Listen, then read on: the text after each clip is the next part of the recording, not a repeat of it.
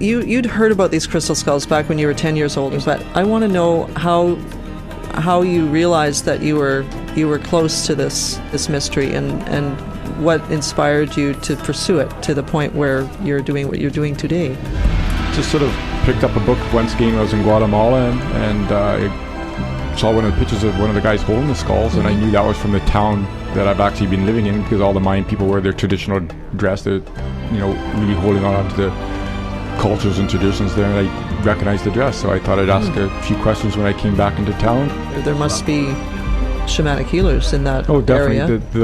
The lake there is up at a mile-high elevation with the volcanoes all around it, and also in the story with the crystal skulls is when all that sort of happened and Atlantis sunk into the ocean, but Atlantis in my story is at the land, and it didn't sink into the ocean, it sunk into the land. It was a giant volcano that blew up, sunk into the land, and then the ice age came, and the ice age melted it, filled up the lake, and the lake is at the land, so it didn't sink into the ocean, it sunk into the land and was covered by water.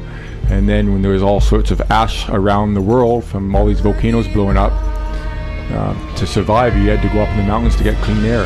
So at the land was a mile high in elevation, and that's where a lot of the surviving stories came from, and that's the highest concentration of Mayan shamans. One of the highest concentrations of Mayan shamans is up in these mountains, or volcanoes.